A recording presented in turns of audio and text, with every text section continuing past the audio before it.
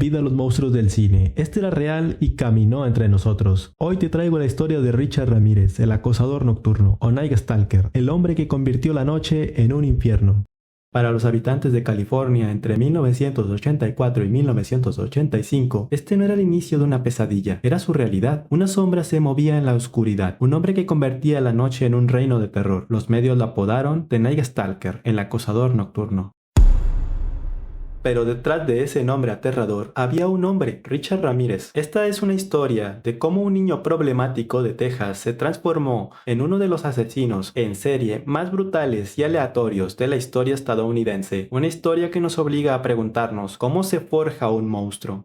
Para entender al demonio, debemos volver al principio. Ricardo Richard Leiva Muñoz Ramírez nació un 29 de febrero de 1960 en El Paso, Texas. Su hogar no fue un santuario, sino una incubadora de violencia. Su padre, un obrero y ex policía, era propenso a darle brutales palizas, pero la influencia más siniestra vino de su primo mayor, Miguel Mike Ramírez, un boina verde condecorado en Vietnam. Este primo no le mostró souvenirs de viaje, le mostró fotos escalofriantes de sus atrocidades, cabezas cercenadas de mujeres vietnamitas que guardaba como si fueran trofeos de guerra macabros, le enseñó técnicas para matar con sigilo, y el trauma culminante, cuando Richard tenía 13 años, vio a este mismo primo disparar y matar a su propia esposa frente a él. La violencia, el desprecio por la vida y la misoginia se grabaron a fuego en su psique.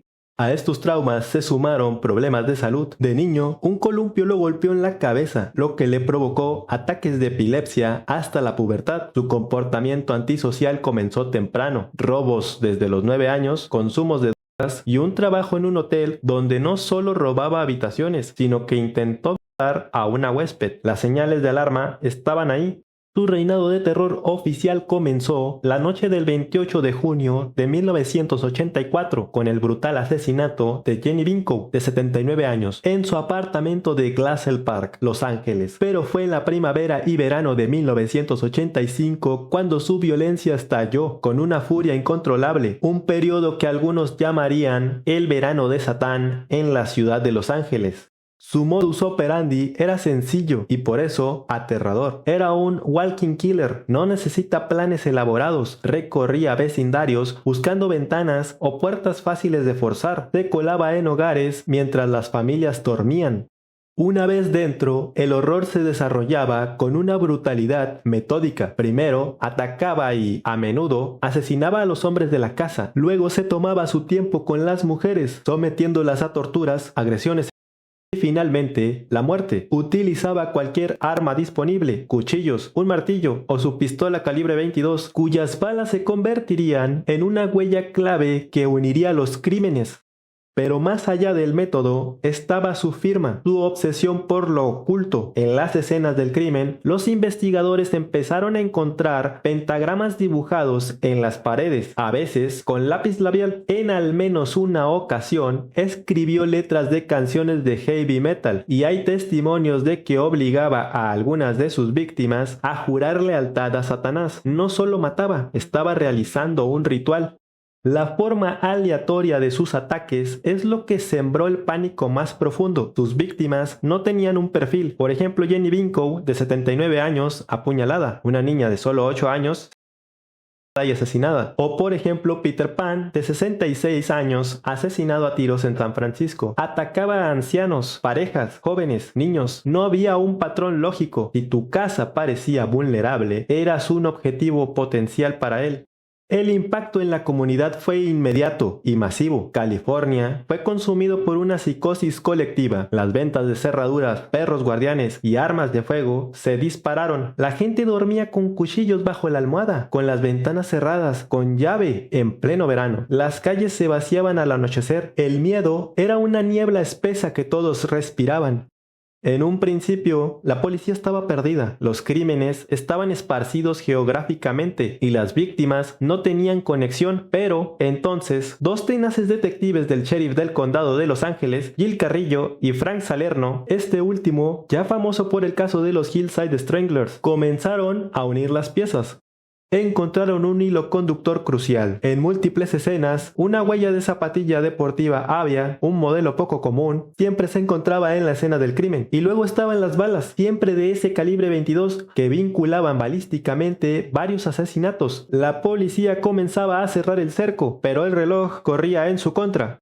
El giro decisivo llegó de la manera más casual. Un adolescente, alertado por el comportamiento sospechoso de un hombre, anotó la matrícula de un Toyota naranja robado. Ese coche llevó a la policía hasta su prueba más crucial, una huella dactilar latente. En el interior del vehículo, un nuevo sistema computarizado de huellas dactilares la identificó al instante. Pertenecía a Richard Ramírez. El 31 de agosto de 1985 su fotografía fue distribuida a todos los medios de comunicación. La caza del acosador nocturno había terminado, pero su captura sería tan caótica como sus crímenes. Ese mismo día, en un vecindario de mayoría hispana de East Los Ángeles, la gente lo reconoció. Una turba enfurecida lo persiguió y lo golpeó con una barra de hierro y estuvo a punto de ser linchado hasta la muerte. Fueron los mismos civiles, la gente a la que había aterrorizado, quienes lo sometieron y lo entregaron a la policía. El depredador había sido cazado por su propia manada. Su juicio comenzó en 1989. Fue un circo macabro. Richard Ramírez no mostró el más mínimo arrepentimiento. Se burlaba de las familias de las víctimas, gritaba Hail Satan a las cámaras y mostraba un pentagrama dibujado en la palma de su mano. La evidencia en su contra era abrumadora. Las huellas dactilares, las balas, las huellas de las zapatillas marca Avia y, lo que podría ser lo más triste, el testimonio de sobrevivientes como María Hernández, a quien le falló un disparo, y Virginia Peterson, que sobrevivió a un balazo en la cabeza. Fue declarado culpable de 13 asesinatos y un total de 67 felonías, incluyendo violaciones, actos de sodomía y robo. La sentencia, 19 penas de muerte. Cuando se le leyeron, su respuesta fue tan fría como su corazón. No es gran cosa, la muerte siempre fue parte del territorio. Pasó el resto de sus días en el corredor de la muerte de la prisión estatal de San Quintín. Allí mantuvo su actitud desafiante y su identidad satánica. En un giro surrealista, en 1996 se casó con una admiradora, Doreen Leoy, quien le había escrito cartas a prisión. Porque sí, aunque no lo creas, este sujeto tenía admiradores.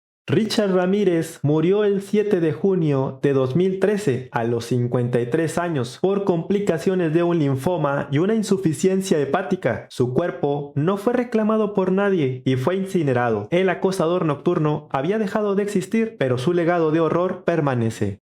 El caso de Ramírez dejó una huella imborrable en la cultura popular. Fue el sujeto del documental de Netflix The Night Stalker, The Hunt for a Serial Killer. Inspiró libros como The Night Stalker de Philip Carlo y su personaje ha aparecido en series como American Horror Story.